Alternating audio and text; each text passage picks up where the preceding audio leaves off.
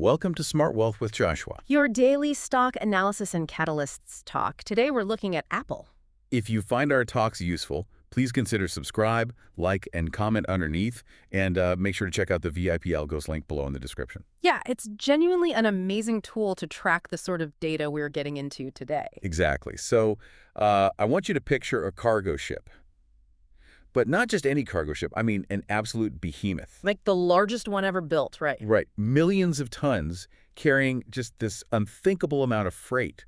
And you're watching this massive vessel from the shore, and suddenly it starts turning and accelerating with the grace and agility of a high-speed jet ski. Which obviously breaks every rule of physics you thought you understood. Exactly. And that is exactly what is happening with Apple right now. We are looking at a $4.86 trillion behemoth that is somehow pivoting with the speed of a tiny startup to catch this massive artificial intelligence wave. Fascinating. It really is. So today, our mission is to unpack their current financial and operational landscape. We're tearing through market intelligence, fundamental metrics, technical charts, all of it to figure out if this new AI strategy is a brilliant maneuver that secures their dominance or, a multi-billion-dollar trap. And we need to set the stakes for you right away, because this isn't just about a stock price. We're not merely looking at a ticker to see if it might bounce a few percent by next Tuesday. Right. Definitely not. We are watching how the single largest technological entity on the planet navigates what is probably the trickiest, most consequential shift in computing of the decade. I mean, how they handle this transition to generative AI has severe ripple effects for everyone. Yeah, it hits the entire global economy. Yeah. But before we even glance at where the stock chart is going, we have to look under the hood. Lift up the hood and look at the engine. Exactly. We need to see what is actually driving the business right now. And honestly, the numbers rolling in are staggering.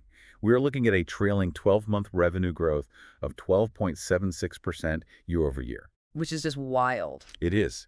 For a multi-trillion-dollar company that has already saturated the global market with smartphones, I mean, posting double-digit top-line expansion just feels almost impossible. It really defies the typical corporate life cycle, because usually when a company reaches this massive level of market saturation, their growth just flatlines into the low single digits. Yeah, they become a slow-moving utility. Exactly. Yeah. But the driving force here isn't just selling more iPhones to new people. It is a structural shift in what the company actually is.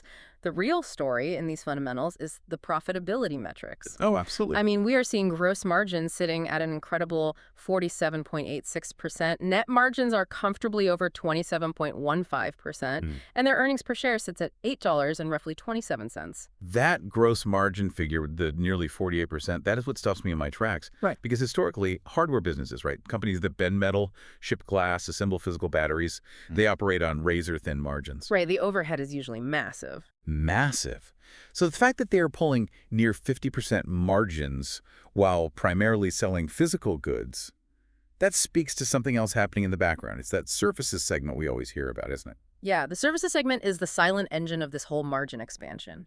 We are talking about the App Store, iCloud subscriptions, Apple Music, Apple Pay. All the invisible stuff. Exactly. Because the marginal cost to deliver an extra gigabyte of iCloud storage or, stream a song is practically zero compared to manufacturing a physical iPhone. Makes total sense. So as management continues to forecast and actually deliver double-digit growth in these high-margin digital services, the overall profitability of the entire corporation naturally just drifts upward.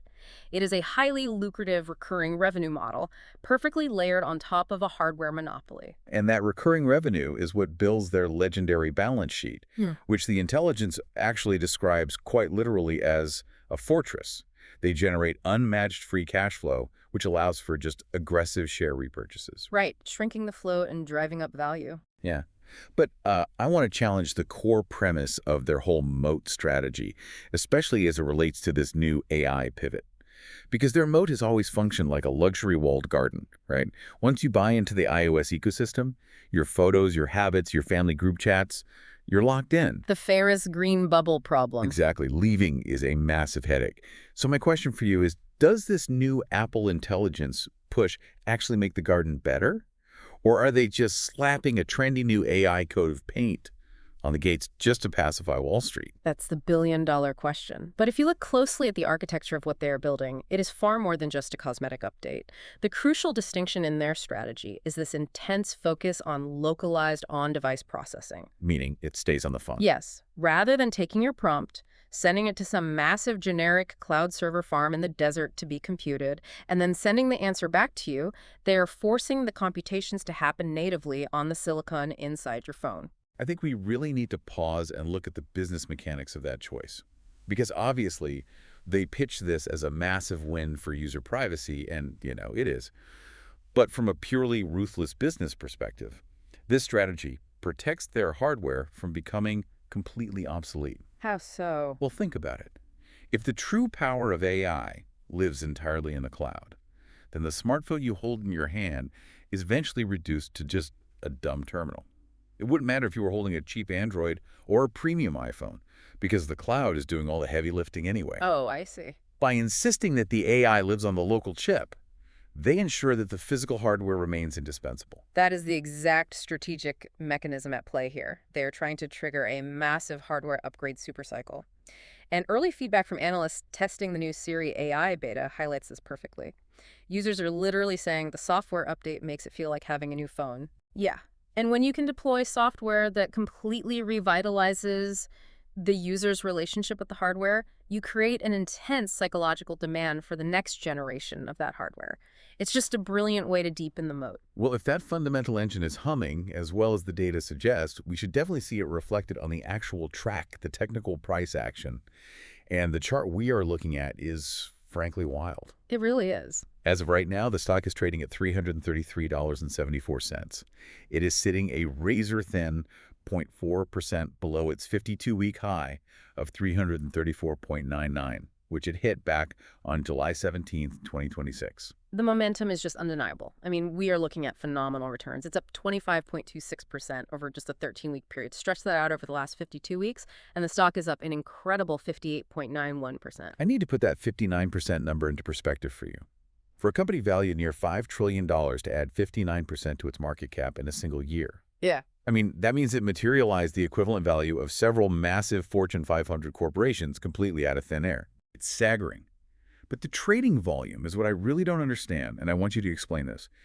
The volume metric is sitting at 0.96x the average. Right, slightly below average. Yeah, and this is like a marathon runner breaking a personal record without even breathing hard.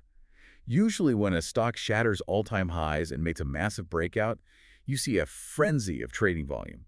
Financial networks are screaming, retail is piling in, it's just massive speculative chaos. Yeah, the typical blow-off top. Right, so why aren't we seeing that chaos here?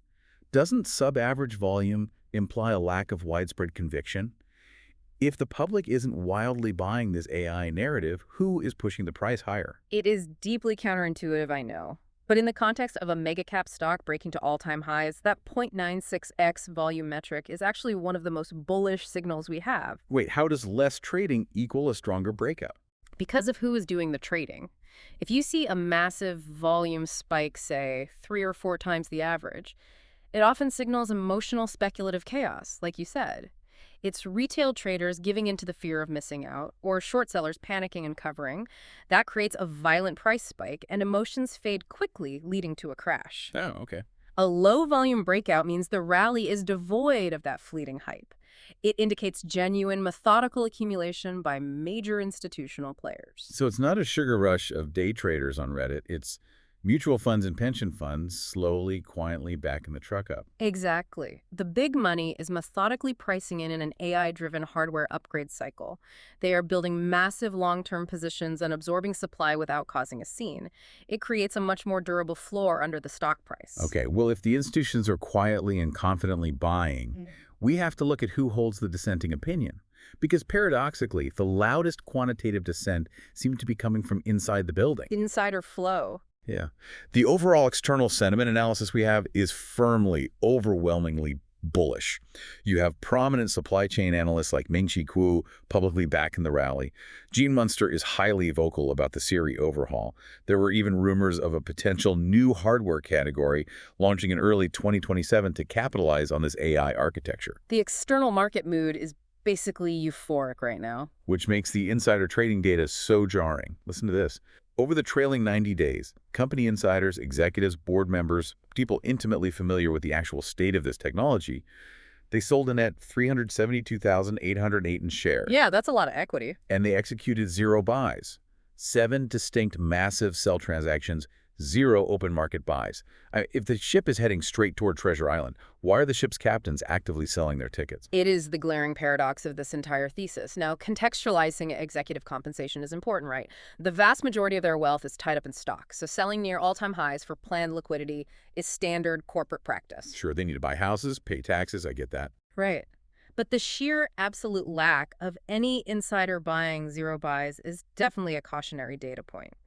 It tells us that while the executives might not think the ship is sinking, they certainly aren't rushing to buy upgraded cabins either. Wow, that's a great way to frame it. However, from a pure price action standpoint, the overwhelming institutional optimism around Apple Intelligence seems to be completely offsetting this localized insider caution.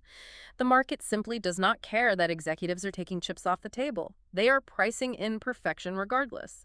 And that concept of pricing imperfection brings us directly to the dark clouds on the horizon. We have a robust 8 out of 10 bullish score, but no analysis is complete without looking at the structural risks that could derail this. Right. We have to look at the bear case. Always. Yeah. And the primary threat isn't even the technology failing, it's the valuation.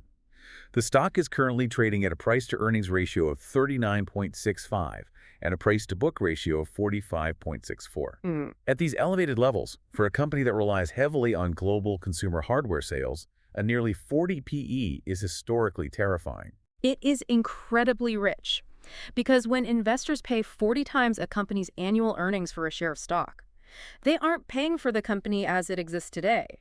They are paying a massive premium for the explosive growth they demand to see tomorrow. So if there's any disappointment, any slight miss, the math gets brutal. Incredibly brutal. We are talking about a severe multiple D rating.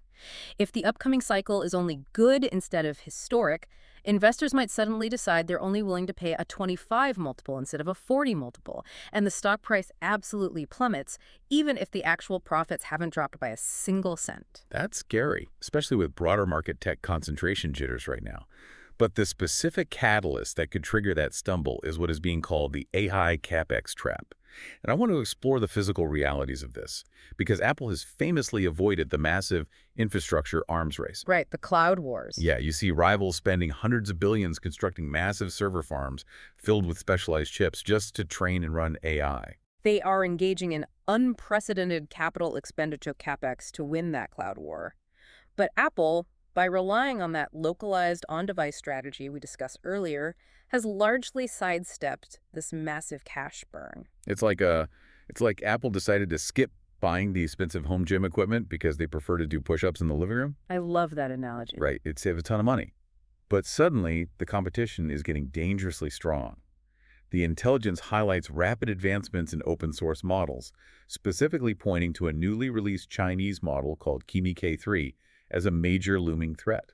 Yes, Kimi K3 represents the blistering pace of non-Apple AI development. The threat is that the open source community builds cloud-based models that are so profoundly advanced that Apple's on-device AI just looks completely incompetent by comparison. If their localized AI can't compete with these massive open source models, won't they be forced to pivot? Won't they be forced to buy that expensive cloud infrastructure? That is the CapEx catch-up trap. And it's arguably the absolute biggest risk to this thesis. If they fall into that trap, they have to start spending tens of billions on data centers just to catch up. Which would potentially destroy their legendary free cash flow. Exactly. It alters the fundamental cash generation profile of the entire company. And it would absolutely spook the market, leading to that massive multiple D rating we just talked about. The battle lines are incredibly stark. So with these risks laid out, we have to look at the practical timeline. What dates on the calendar do you need to be watching to see which of these scenarios plays out? Well, the overall target horizon suggested by the intelligence is a 3 to 6 month swing trade leading into some massive events. The first is a highly anticipated hardware event in September. That's where they reveal the Apple Intelligence-compatible iPhones. Right. The market is going to obsess over the consumer reaction there, and that leads directly into fiscal Q4 2026 earnings in late October. Where consensus will focus heavily on the actual iPhone upgrade cycle metrics. Right. Precisely. We will see if the sales match the hype. And on a macro level, we also have to watch the Federal Reserve. If the Fed signals interest rate cuts soon, money becomes cheaper, and high multiple stocks like Apple could see even more expansion just from macro liquidity. So it's a massive convergence of catalysts in the autumn. Let's synthesize what we've unpacked here today. We are watching a $4.86 trillion behemoth attempt to translate its massive, sticky user base into a localized AI upgrade cycle. And the reason you need to pay attention to this, even if you never trade individual stocks, is because a company this size makes up a huge chunk of almost every index fund or 401k. It's unavoidable. Yeah, meaning their execution on this AI pivot directly impacts your own financial future. Which brings us to our final verdict. Despite the massive valuation risks and the CapEx trap hovering in the background, the fundamental profitability in that massive wall of institutional buying cannot be ignored. We are currently looking at a solid 8 out of 10 bullish score for the long-term view. It's a strong setup, but the tension is real. I want to leave you with a final thought to mull over. Apple is betting the farm on localized, on-device AI processing. But meanwhile, their rivals are spending hundreds of billions on massive cloud server farms. Right. If Apple's localized approach actually wins and consumers demand on-device privacy, what happens to all these multi-billion-dollar server farms being built right now? Are we watching the beginning of two completely different internets? Wow. A localized internet versus a massive cloud-based internet. That is a wild proposition to think about. It really is. We're not telling you to buy or sell, but these are the dynamics you have to watch. Keep an eye on those September catalysts. If you find our talks useful, please consider subscribe, like, and comment underneath, and check out that VIP Algos link below in the description to track this data for yourself. Thanks for joining us, and we'll see you next time.